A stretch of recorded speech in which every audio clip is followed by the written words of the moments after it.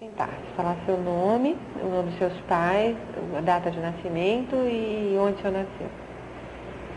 Bem, meu nome é Paulo Regulus Neves Freire. Eu sou filho de Joaquim Temístocles Freire, nascido no Rio Grande do Norte, e de Edeltrudes Neves Freire, nascida no Recife, Pernambuco, e ambos, obviamente, falecidos.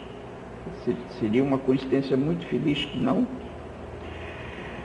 Meu nome é Paulo Freire, quer dizer, eu já disse o meu nome inteiro e sou conhecido como Paulo Freire. Nasci em 19 de setembro de 1921, no Recife. Queria primeiro que o senhor falasse sobre a sua infância, da relação com a família, o cotidiano, as brincadeiras. Bem, eu nasci, como acabo de dizer, em 1921 e, portanto, na década que viveu a primeira grande experiência de quebra da economia capitalista, quer dizer, foi exatamente na década em que começou a grande crise de 29, e isso teve uma influência grande, ou uma repercussão grande sobre minha família. Minha família é uma família de classe média relativamente bem aquinhoada e que sofre um impacto grande com a grande crise capitalista.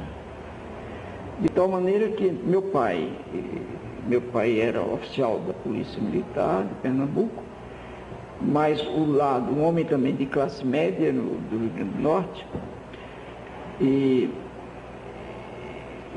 a família pelo lado de minha mãe tinha uma situação econômica melhor.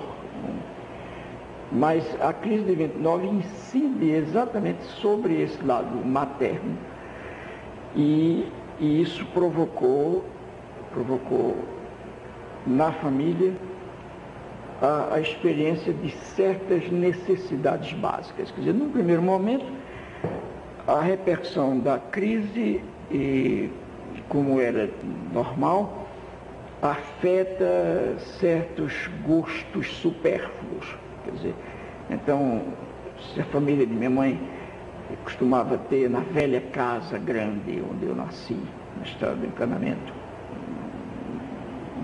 no Recife, se a velha casa grande recebia 2 vezes por mês amigos para um almoço, começou a rarear isso.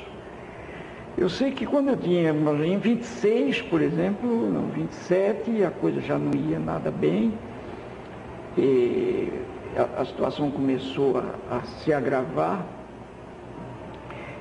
e a gente começou a ter cortes maiores. Depois de 29, quer dizer, a partir dos primeiros anos de 30, as dificuldades eram tais que eu pelo menos me lembro de que nós começamos a ter uma experiência, mesmo que discreta, ainda não tão dramática, mas uma certa experiência de limitação ou de diminuição na própria comida em casa. Quer dizer, passamos a comer menos. E isso tudo era compensado pelas fruteiras, pelos frutos, não? Pelas árvores frutíferas que nós tínhamos não apenas no quintal da nossa casa, mas também nos outros quintais.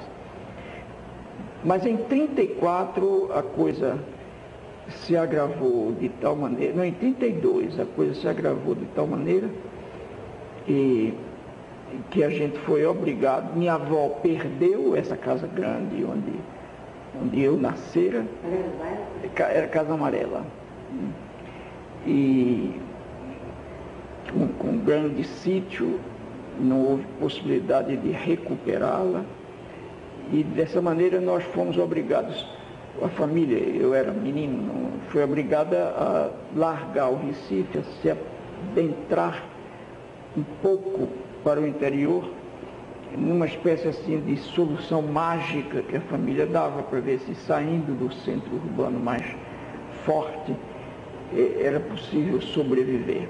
E aí então minha família se muda de Jaboatão, do Recife para Jaboatão, que é uma cidade a 18 quilômetros do Recife. Ela hoje, apesar de manter sua autonomia política, ela hoje está a 3 minutos, não 3, mas está a 10, 15 minutos do centro do Recife, uma cidade quase que um prolongamento do Recife, mesmo que seja autônoma, que tenha sua política, seu governo municipal. Naquela época, ir a Jaboatão era uma espécie de viagem. Eu me lembro do dia da mudança, eu fui com meu pai no caminhão, os últimos terens da gente, possivelmente no segundo ou terceiro caminhão. E era um dia todo, quer dizer, não havia calçamento sequer. No entanto, hoje você faz isso com uma rapidez enorme.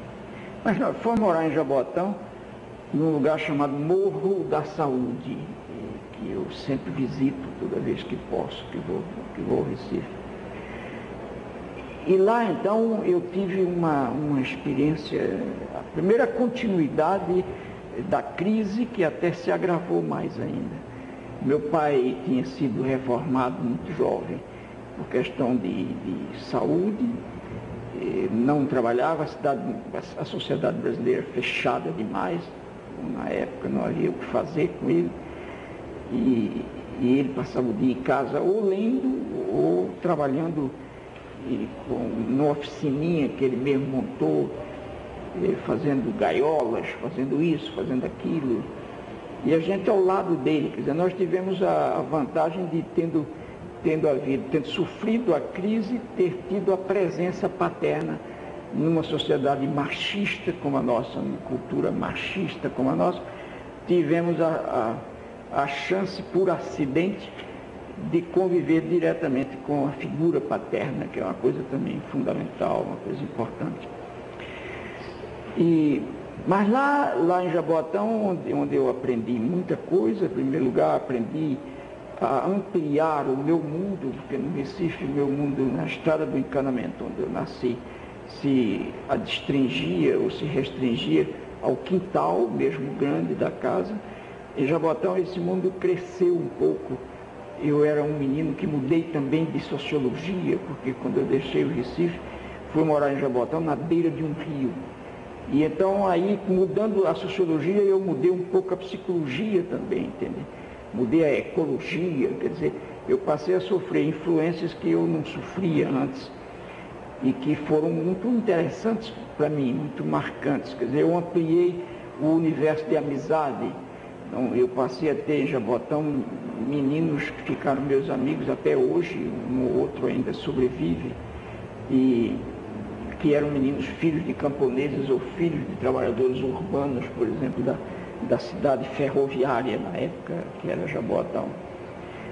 Mas a experiência da fome cresceu de um lado, mas era como é que eu diria, era a fome de mercado, quer dizer, de produtos do mercado. Aí a gente não tinha dinheiro para comprar, mas não havia a fome rigorosa, porque a gente tinha as frutas em abundância e bem mais fáceis do que quando a gente morava no Recife.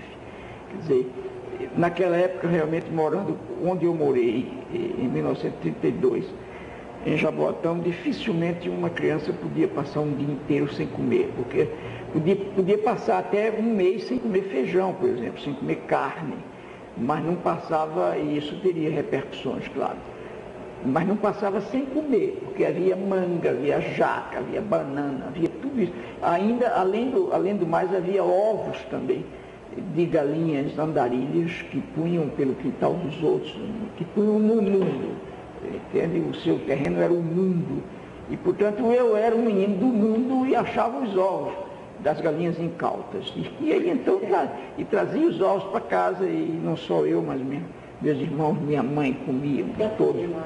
Éramos 4, hoje somos 3, morreu o mais velho. recentemente. Mas bem, essa experiência, entende, que foi uma experiência, de um lado de fome, do outro uma experiência de discriminação. Eu via, por exemplo, como os meninos de classe média abastada, por exemplo, discriminavam os meus colegas, meus amigos, filhos de camponeses, por exemplo.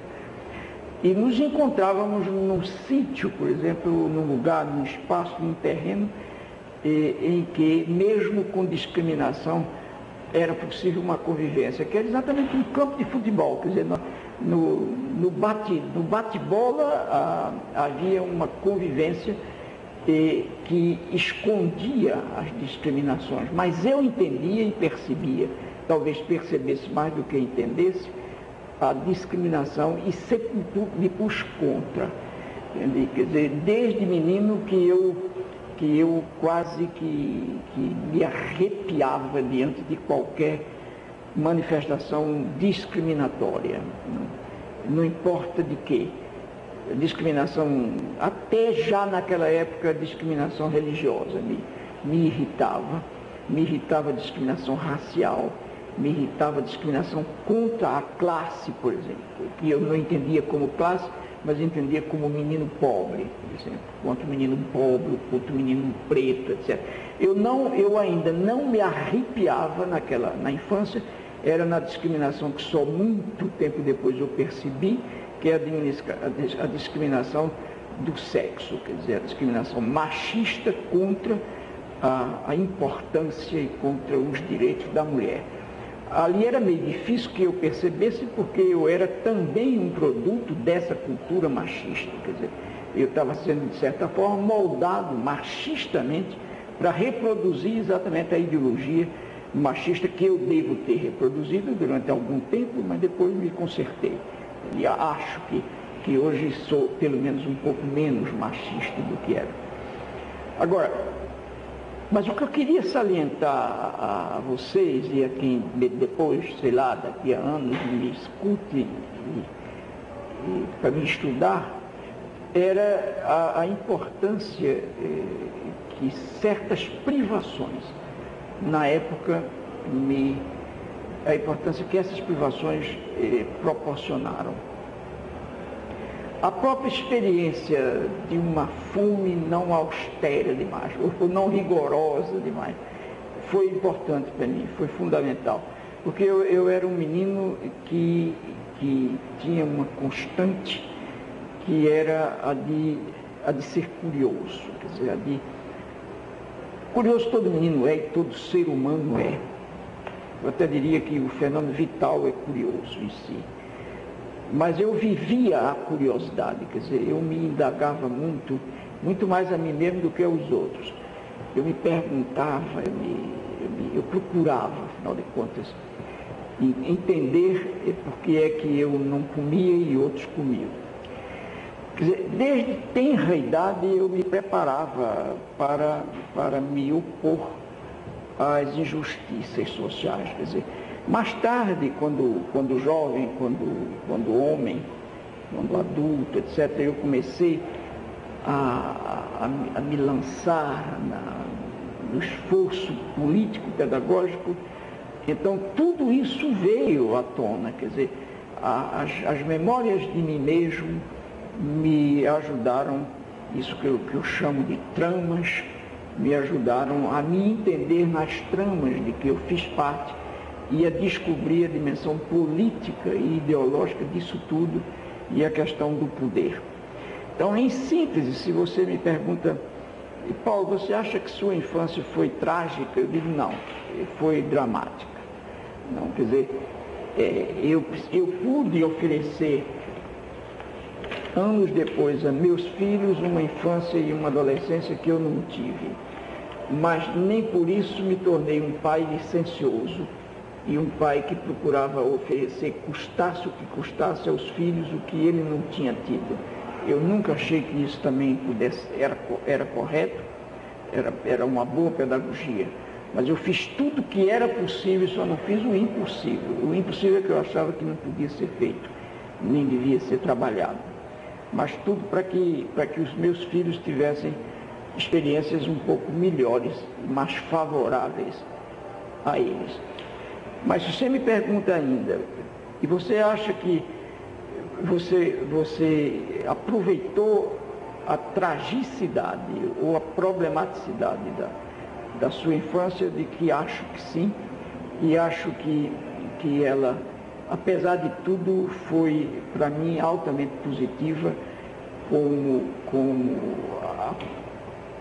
apontamento de caminhos, como colocação de dúvidas, de incertezas e como descoberta de certos valores que me são hoje ainda caros. Em síntese, eu acho que é isso que eu podia te dizer da infância, da adolescência, quer dizer, o meu gosto da vida, o meu gosto da vida veio de lá. E aí, como mudou essa situação? Estudou, saiu para trabalhar? Bem, esse é um momento importante também, que tem que ver com a tua pergunta. Quer dizer, eu tinha, na verdade, um enorme gosto pelo estudo. Mas chegou, para vocês terem uma ideia, eu fiz o exame chamado de admissão e entrei no primeiro ano com 16 anos de idade. Quer dizer, exatamente quando colegas meus de geração estavam entrando na universidade, ou na faculdade naquela época. Né? Quer dizer, eu fui um estudante que começou atrasado no tempo. A minha escolaridade foi uma escolaridade tardia. Né? E se poderia perguntar, e você perdeu então muito tempo? Não perdi, eu acho que você não vive perdendo tempo à toa. Quer dizer, o tempo em que eu não estava escolarizando-me na escola, eu estava educando-me no mundo. Quer dizer, eu posso não ter feito a escola primária durante aquele período em que não fiz, mas eu aprendi muitas coisas fora da escola, né? E apesar da escola.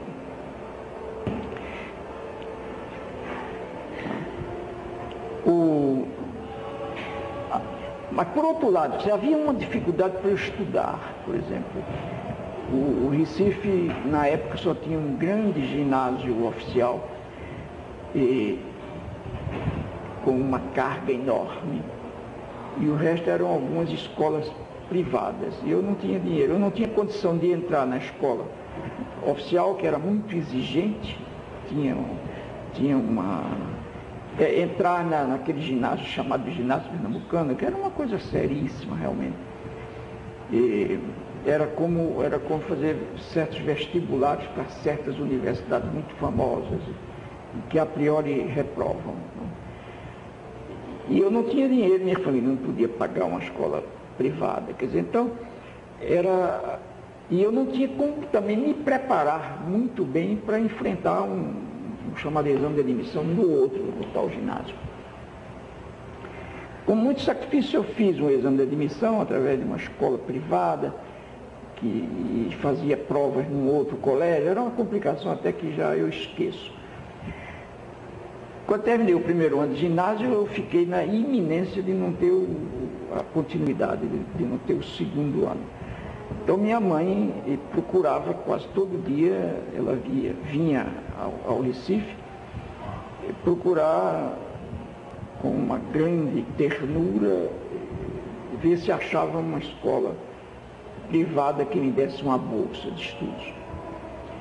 E sempre voltava e eu ficava em casa esperando. E ela voltava triste e não tinha encontrado. Então lá um dia ela saiu e disse: Paulo, hoje vai ser a minha última tentativa. E quando voltou, veio risonha e feliz, e me disse que tinha encontrado. Na verdade, ela passou nesse dia, por uma rua do Recife, viu lá uma grande placa escrito Ginásio Oswaldo Cruz, e entrou e falou com o diretor, que por coincidência é o pai exatamente de minha segunda mulher hoje, o pai da Anitta, que tinha 4 anos naquele tempo, e de quem eu fui professor depois.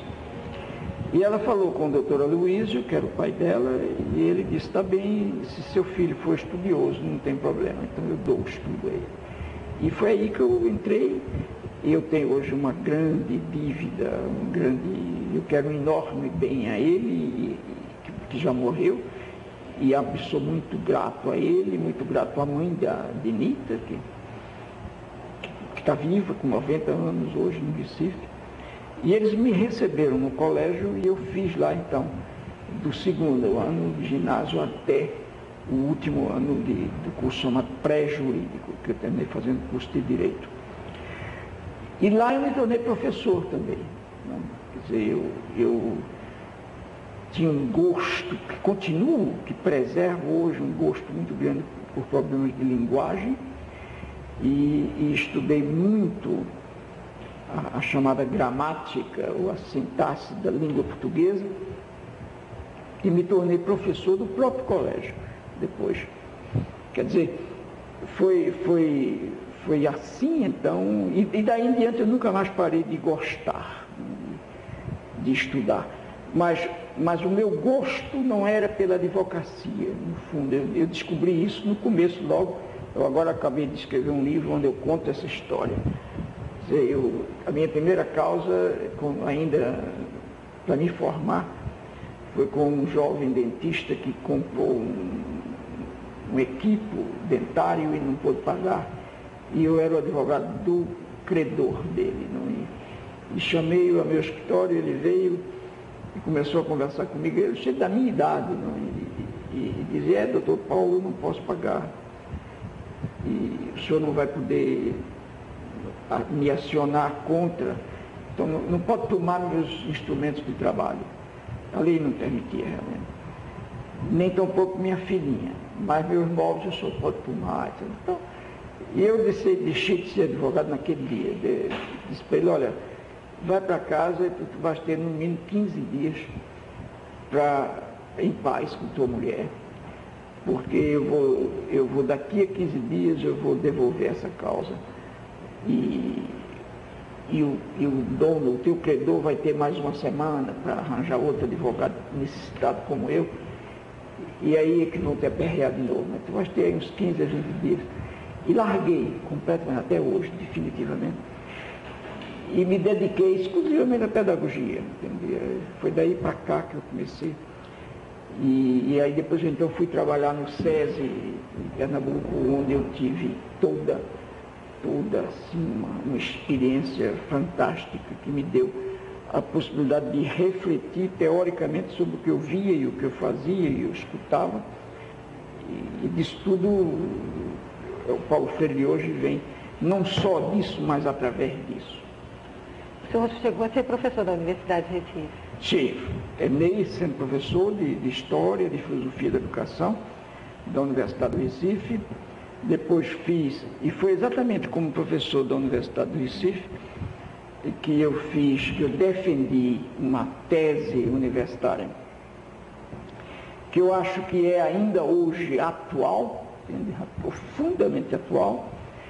Essa tese anunciava a pedagogia do oprimido, como anunciava o livro que eu termino agora, que eu terminei, que vai se chamar Pedagogia da Esperança. Essa tese tinha as matrizes disso tudo, e eu defendi essa tese num concurso com uma concorrente, e não fui reprovado, mas tirei o segundo lugar. E foi defendendo essa tese, ganhando o segundo lugar, que eu ganhei legalmente o título de doutor também em pedagogia. Não fiquei com a chamada cátedra, não, antigamente, isso você já nem sabe mais o que é isso. Não fiquei com a cátedra, mas fiquei com o título de doutor e fui confirmado como professor adjunto na faculdade de filosofia, noutra faculdade.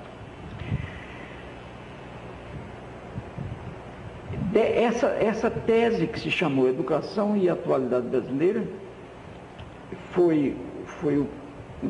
teve núcleos centrais, básicos, que se desdobraram depois no livro Educação como Prática da Liberdade, e que anunciavam também a pedagogia do oprimido, que eu escrevi depois, aí já no exílio.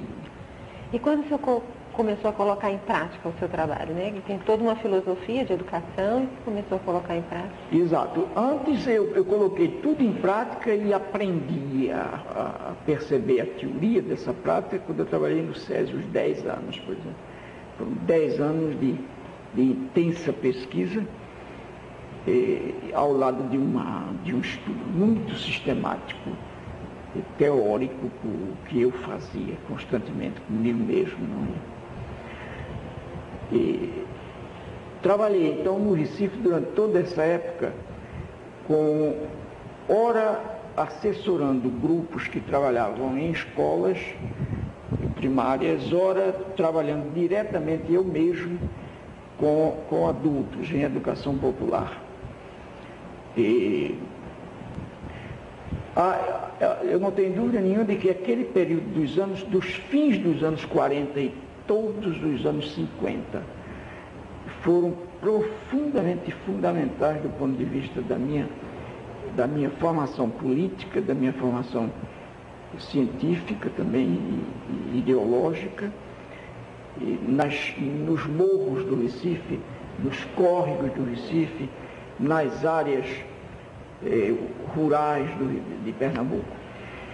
Aí então eu fui, por exemplo, eu criei o Serviço de Extensão Cultural da Universidade de Pernambuco, que existe ainda hoje, e onde desenvolvi toda uma atividade pedagógica de formação de quadros para professores, para jovens, estudantes,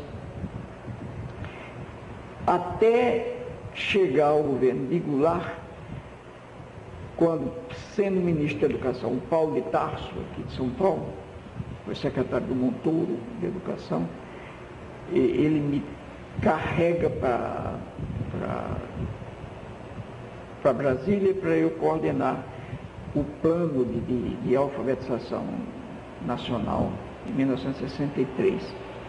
Antes disso, em 61, creio, 62, nós fizemos um grande trabalho em Angicos, no Rio Grande do Norte, sob a liderança do então jovem Marcos Guerra, que é hoje secretário de Educação do Estado do Rio Grande do Norte.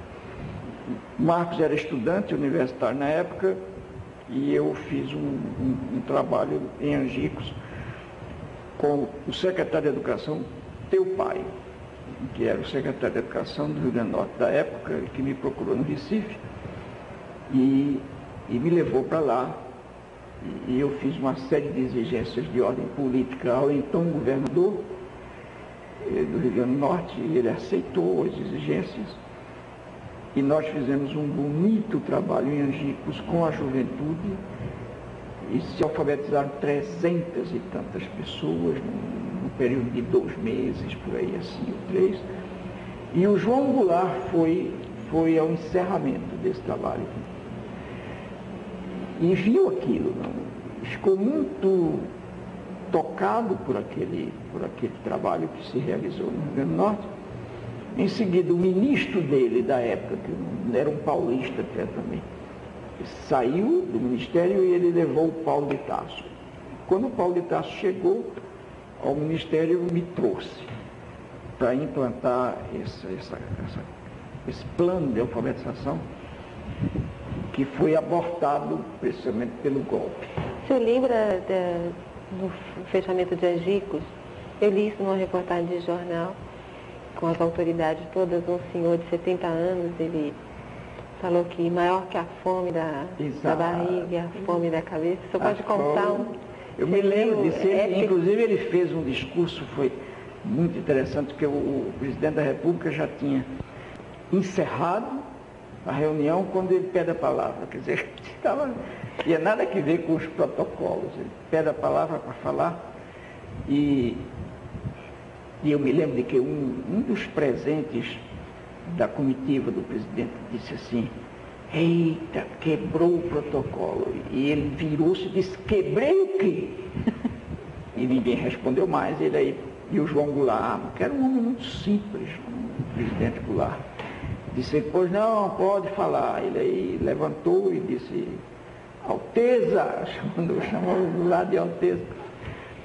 Aí disse, me lembro de que uma vez, mais ou menos assim, houve uma fome muito grande nesse estado, e outro presidente, que era Getúlio Vargas, veio aqui ao Rio Grande do Norte para ajudar a gente a sair da fome da barriga. E hoje vem Vossa Alteza para ajudar a gente a matar outra fome, a fome da cabeça e a fome do saber. Depois ele disse uma coisa que a imprensa toda não deu, não noticiou. Ele disse, nós aprendemos aqui, presidente, mais do que assinar o nome e do que ler um bilhete. Nós aprendemos aqui a mudar também. Sim, porque o João Goulart tinha citado no discurso dele a leitura da carta do ABC do país, que era a Constituição. Ele disse, nós aprendemos, presidente, mais do que ler a carta do ABC do Brasil, aprendemos a mudar ela também. Isso é uma coisa fantástica. E essa afirmação dele não foi citada pela imprensa na época. Não foi. Mas ele disse isso. E deve ter agravado essa frase dele, ele deve ter agravado os líderes do golpe, que em seguida se deu, quer dizer, se deu no ano seguinte. E eu me lembro de que estava presente nessa reunião e ouviu essa frase o general, então general, como é o nome do Marechal? Castelo Branco. Então, ele estava presente, ele era na época comandante do quarto, que chamava-se Quarto Exército, e ele foi para lá. Mas naquela altura, olha, você imagina, isso deve ter sido junho de 63, o golpe foi abril de 64.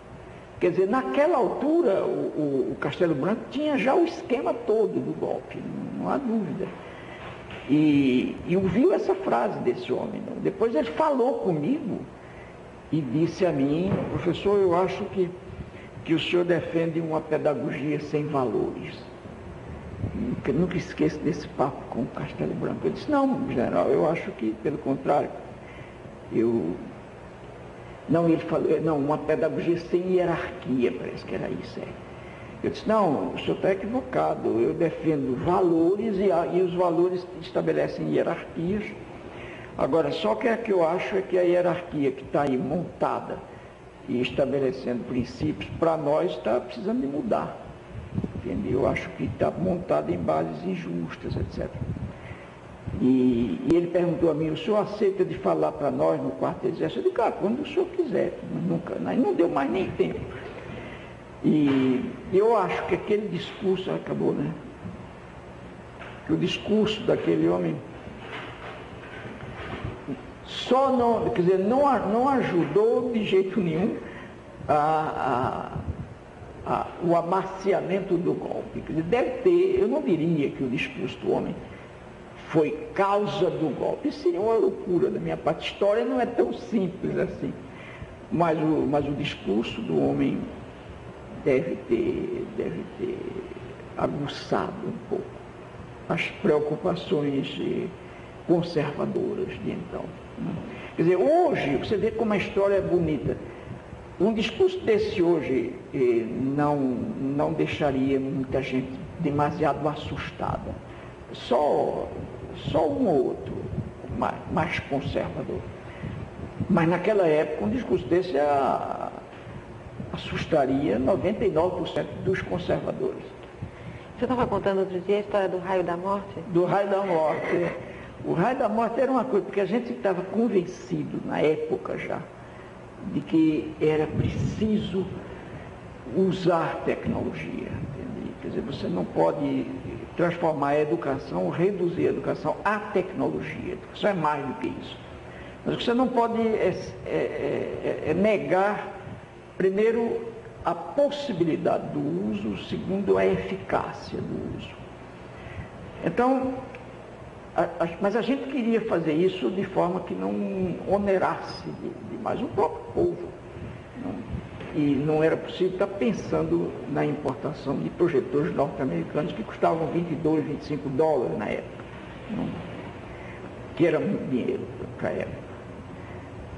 E a gente vivia procurando um jeito de como é que pode projetar. Quando um dia eu recebo um telegrama do teu pai, ou uma carta, que ele tem muito humor, em que ele dizia: descobrimos o raio da morte. E eu fiquei sem saber o que diabo era. Imagine só que felizmente não encontraram esse telegrama, porque se o exército tem pegado esse telegrama, tinha sido uma complicação dos demônios quando eu fui preso.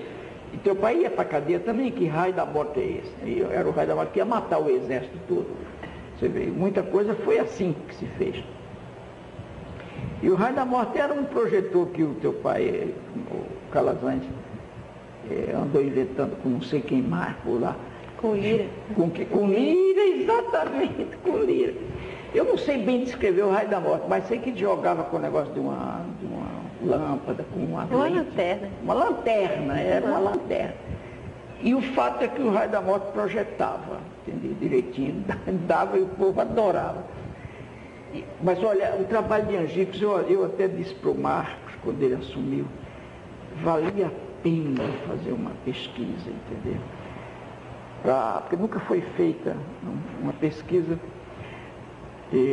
para levantar, não apenas do ponto de vista da alfabetização que foi feita na época e que possivelmente se tenha acabado, né? Mas entre os que viveram aquela experiência, ver as influências no campo da política, por exemplo. Eu estive com o homem do discurso há 10 anos atrás, quando eu cheguei do exílio, houve uma comemoração lá em Natal e eu fui e ele estava também no almoço, lembrando tudo. Porque houve greves, durante aquele trabalho houve a primeira grande greve de operários da indústria. Uma coisa linda, quer dizer, eles se juntaram, se mobilizaram em função da discussão política que eles tinham enquanto se alfabetizavam e partiram para defender seus direitos. E fizeram uma greve e foram vitoriosos. No começo, me disse o Marcos isso até, houve uma tentativa de os municípios vizinhos a Angicos remeterem os seus empregados para lá, em caminhões, para acabar com a greve, para fazer o fracasso da greve, e os estudantes, que eram os educadores, que souberam disso e foram com os próprios operários para o meio da estrada e paravam os caminhões que vinham das outras cidades e faziam preleções aos outros operários. E eles voltavam e aí a greve vingou. Quer dizer, isso é um exemplo extraordinário. Você já imaginou que se a gente pudesse hoje estudar isso, entende, com gente da época, pegar essa memória disso, para mostrar a importância de um trabalho feito em 3 meses, 4 meses, no sentido da cidadania, quer dizer, no sentido da invenção da cidadania, uma educação lúcida, uma educação crítica. Mas o Marcos estava até muito animado, mas ele mesmo não pôde levar. O senhor trabalhou diretamente junto aos estudantes? Né? Trabalhei, eu capacitei, eu levei a equipe minha da Universidade do Recife para Natal e lá nós capacitamos a equipe central dos estudantes, que por sua vez capacitou outras. Quer dizer, e eu ia constantemente a Natal e de Natal ia a Angicos para observar em loco o processo. Minha filha Madalena, quando tinha 15 anos, trabalhou lá, substituiu um dia um dos coordenadores que adoeceu e ela fez um lindo trabalho. Essa foi a primeira manifestação da Madá enquanto educadora, com 15 anos. Vamos mudar um pouquinho de assunto, depois a gente volta para a educação. Queria que contasse um pouco sobre seu casamento, namoro com a sua esposa. Olha, eu tive eu estou tendo a segunda experiência de casamento. Na primeira, de que nasceram Madalena, Fátima, Cristina, Joaquim, Lute, eu era muito jovem, casei com 23 anos e encontrei um dia no mundo Elsa, que é a mãe dos filhos meus. E nos quisemos um bem assim enorme, no outro um apaixonamento profundo. E vivemos 42 anos juntos. E Elsa era professora, uma educadora para mim de um senso, de uma sensibilidade prática enorme, com uma capacidade de entender sua própria prática também, muito sensível, no gosto do seu silêncio. Quer dizer, ela falava pouco, mas observava muito e era muito querida pelas colegas e querida pelos alunos. E fez uma carreira pedagógica no Recife bonita. Ela foi professora, depois foi diretora de grupo, mas teve aí um gesto lindo, que foi depois do golpe, a solidariedade absoluta que ela teve comigo. Elsa ia me visitar na cadeia e nunca disse a mim: você está vendo, Paulo, se você tivesse pensado mais. Nunca. Quer dizer, ela foi solidária, absolutamente solidária. E saímos, fui para o exílio e ela foi comigo e os filhos para o exílio, e com isso ela perdeu 27 anos de trabalho. Porque para ir ela teve que pedir demissão e ao pedir demissão ela perdeu 27 anos de trabalho. Entende? E quando voltou, nenhum governo reconsiderou o seu próprio pedido. Ela morreu com essa mágoa, com essa tristeza de ter pedido demissão, porque não podia deixar de pedir.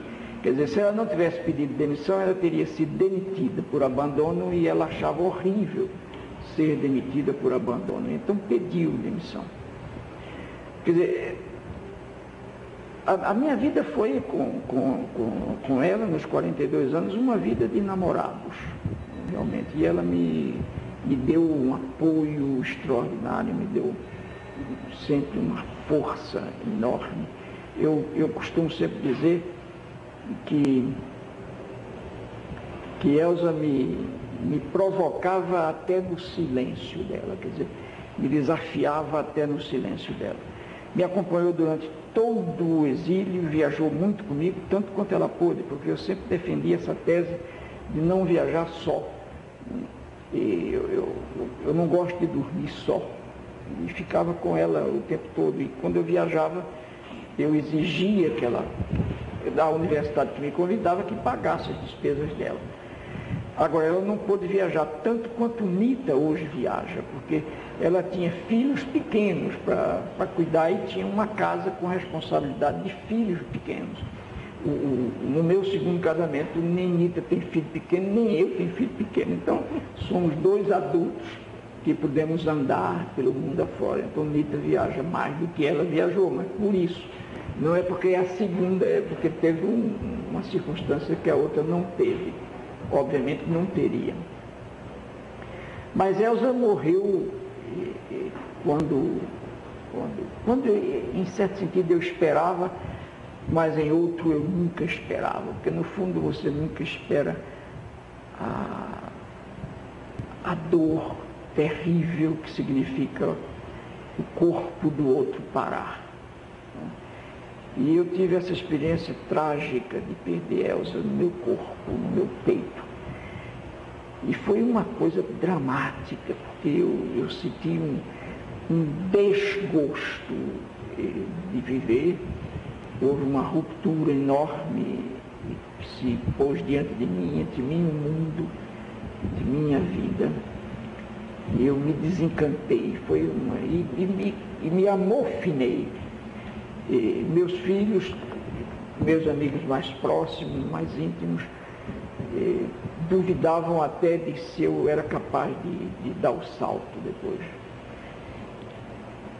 É interessante, você sabe, hoje estou convencido, possivelmente até muita gente estranhou que, tendo eu vivido tão intensa e plenamente com Elza, 42 anos, que eu me casasse de novo. Possivelmente, que todo mundo tem direito a fazer conjecturas em torno da vida dos outros. E, possivelmente até eu, que se não fosse comigo, poderia ter feito essa conjectura com outro qualquer.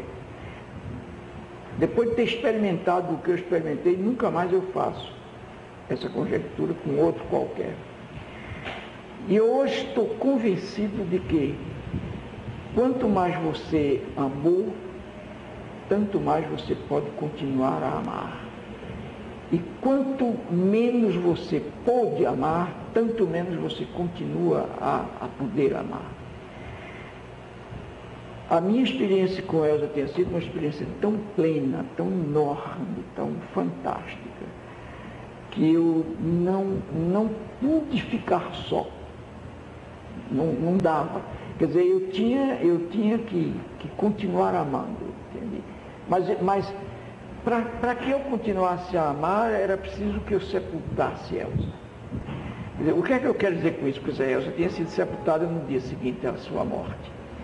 Mas você pode sepultar uma pessoa em 1992 e manter a pessoa viva até o ano 2000, até 2010. Quer dizer, você passa a ter uma experiência necrofílica. Você deixa de amar a vida e passa a amar a morte, na tentativa de ressuscitar o morto, que não dá, porque o teu poder não é suficiente para plenamente ressuscitar o morto.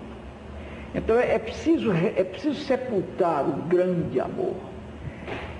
É preciso reconhecer ou assumir a ausência dele. No momento em que você assume a ausência muda de qualidade. E já não é uma ausência dramática e dolorida, porque passa a começar a virar uma presença remota. Entende?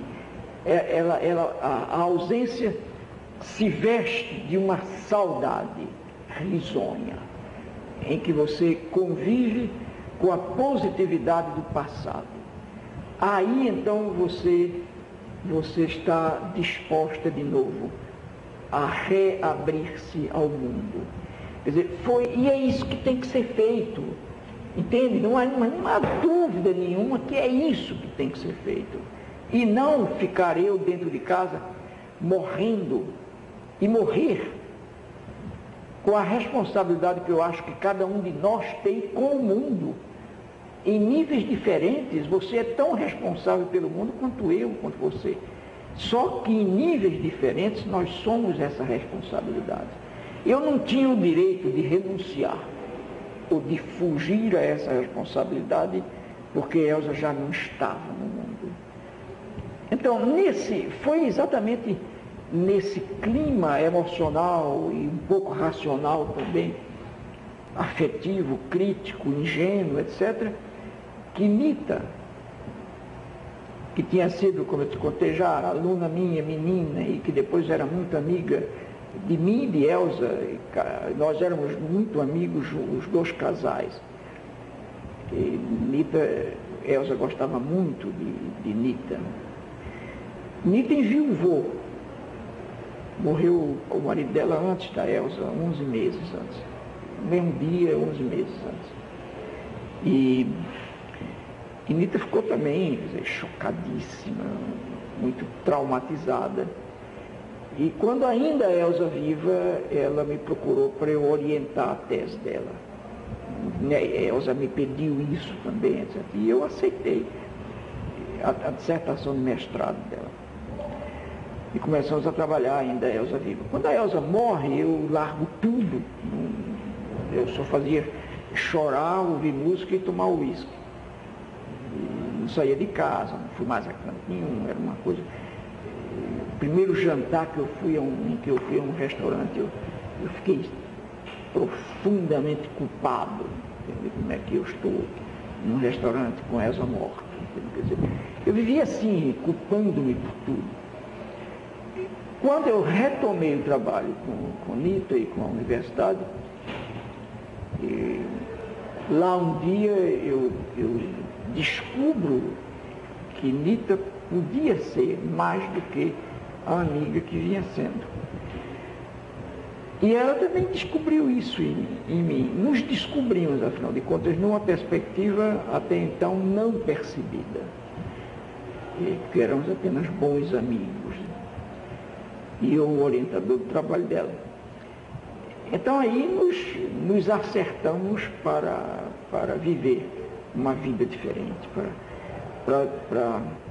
Não, uma coisa que até a Nita me disse nos começos de nossa aventura, ela me disse, é correto, eu não tenho como substituir Elza ou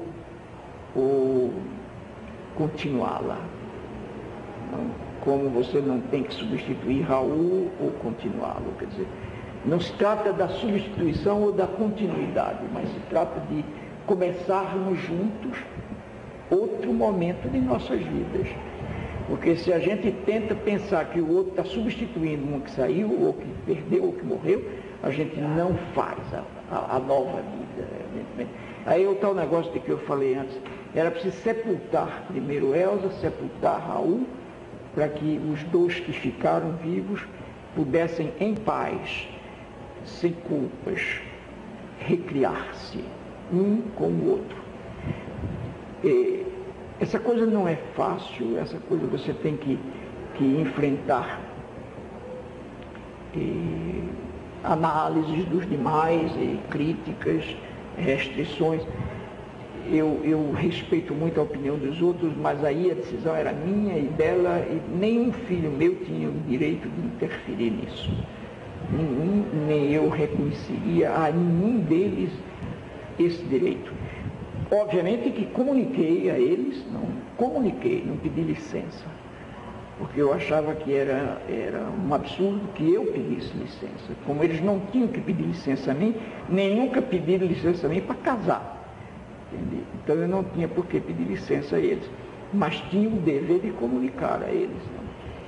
Creio que no começo devem também ter se chocado, uns mais do que outros.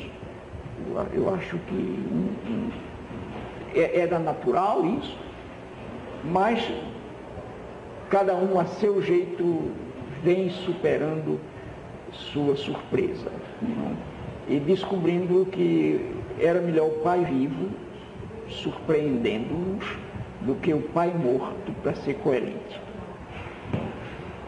Então era isso mais ou menos que eu podia te dizer. Professor, o senhor vai tocar no assunto do seu exílio e como é que foi? Olha, mas é porque se eu for... Eu tenho feito muito isso em livros, sabe? Sim. Porque se eu tocar nisso aqui agora, eu acho que a gente vai passar... O tempo vai estourar, viu? De entrevista, porque é tudo uma vida. E, aliás, tem coisas lindas para conversar sobre isso. Mas e eu também não me... Como é que eu diria? Não me furtaria isso. Eu acho que isso é um trabalho excelente que se faz aqui.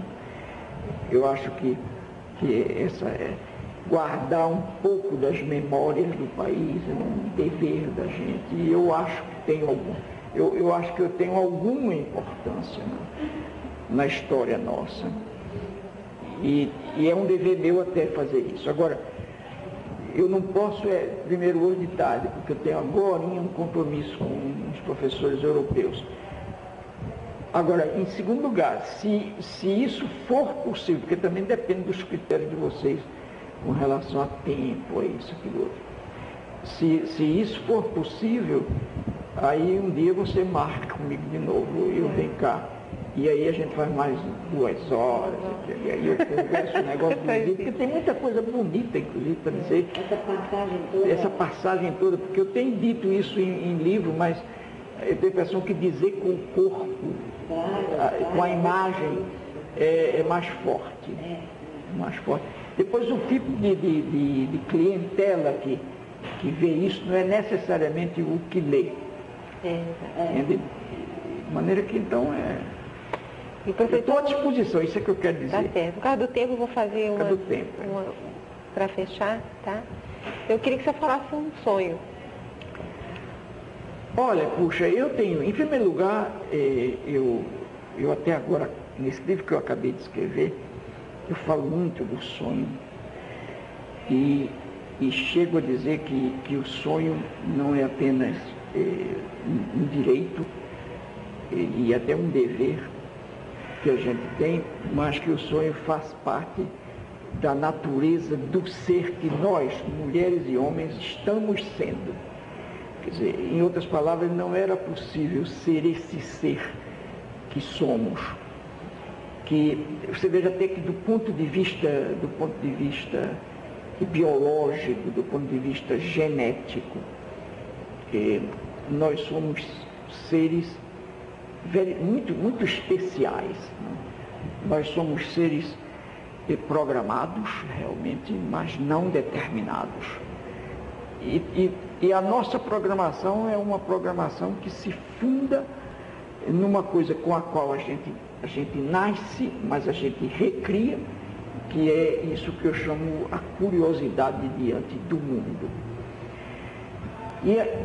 E por isso, então, nós somos também seres, ou estamos sendo, seres que não resistimos continuar a viver sem estar envolvidos num pensamento permanente sobre o amanhã. É inviável para o ser humano continuar se ele para de pensar no amanhã. Não importa que seja um pensamento em torno do amanhã o mais ingênuo possível, o mais imediato, o de se a gente vai ter café amanhã, ou de se a gente vai ler ou reler Hegel ou Marx. Não importa. O que importa é que somos seres de tal maneira constituídos que o presente, o passado e o futuro nos enlaçam. A minha tese, então, é a seguinte: não pode existir um ser permanentemente preocupado com o vir a ser, portanto, com o amanhã, sem sonhar. É inviável. Sonhar aí não significa sonhar a impossibilidade, mas significa projetar. Significa arquiteturar. Significa conjecturar sobre o amanhã. E quando tu me perguntas, a questão agora é saber qual é o sonho em torno desse amanhã. Segundo, a questão fundamental é saber com que sonho e contra que sonho. Porque eu não posso sonhar em favor de alguma coisa se não sonho contra outra, que é exatamente aquela que obstaculiza a realização do meu sonho. Eu não posso sonhar se eu não estou claro também a favor de quem eu sonho. Daí que o ato de sonhar seja um ato político, um ato ético e um ato estético. Quer dizer, não é possível sonhar sem boniteza, sem moralidade e sem opção política. Então, eu quero saber, quando você me diz, Paulo, eu também sonho, eu quero saber com que e a favor de quem você sonha. Quer dizer, qual é o sujeito beneficiário do teu sonho? É a burguesia que explora ou é a massa deserdada que sofre? E não basta que você me diga, eu sonho pela humanidade, porque a humanidade como abstração não existe. Entende? Então agora quando você me pergunta, Paulo, me diga qualquer coisa sobre o seu sonho, eu te diria, o meu sonho fundamental é o sonho pela liberdade, que me estimula a brigar pela justiça, pelo respeito do outro, pelo respeito à diferença. pelo respeito ao direito que o outro tem e a outra tem de ser ele ou ela mesma. Quer dizer, o meu sonho é que nós inventemos uma sociedade menos feia do que a nossa de hoje, menos injusta, mas que tenha mais vergonha. Esse é o meu sonho. O meu sonho é um sonho da bondade e da beleza. Não, só uma última. Lógico que depois eu acho que vai ter que voltar para falar um monte de coisa aí. Mas, que se a gente puder dizer uma mensagem para as gerações que estão vindo, qual a mensagem que você deixaria? Olha, seria de novo uma mensagem em torno do sonho. Entende? Quer dizer, eu diria aos jovens que hoje possivelmente não me verão aqui, porque não estão ainda curiosos para fazer esse tipo de pesquisa, porque eles estão ficando de tal maneira envolvidos de novo com o seu sonho. A juventude brasileira é fantástico isso. Veio para as praças e veio para as ruas, mas veio agora de uma forma muito mais gostosa do que a minha geração não conseguiu vir. Então, a tua não pôde também. Mas a geração, enquanto a geração, por exemplo, de jovens de quando eu era maduro, vinha para as ruas brasileiras também, para as praças públicas, defendendo teses de que era preciso que as mulheres jovens tivessem só um jeans. A gente diz uma calça jeans. Uma blusa só, que lavasse no sábado de noite em casa, porque fora de 2 blusas significava burguesia. Que era preciso ser feia, não podia estar cuidando da cara, porque isso era burguês. A juventude de hoje, a meninada, vem para a rua hoje e pinta as suas caras. Inventou a geração da cara pintada, da cara cheia de cor, da boniteza, afinal de contas. Despreocupada de se isso é ingenuidade burguesa, pré-burguesa, revolucionária ou nada. Quer dizer, a juventude veio disponível à invenção, disponível ao amor. Então, quando tu me pedes uma palavra, eu te diria, essa juventude é que está me mandando mensagem. Quer dizer, eu só gostaria agora era de dizer, nos meus 71 anos, a essa juventude que eu a entendo, que eu sou também um cara pintado. Ótimo. Muito obrigada. Agora eu vou. Não é agora?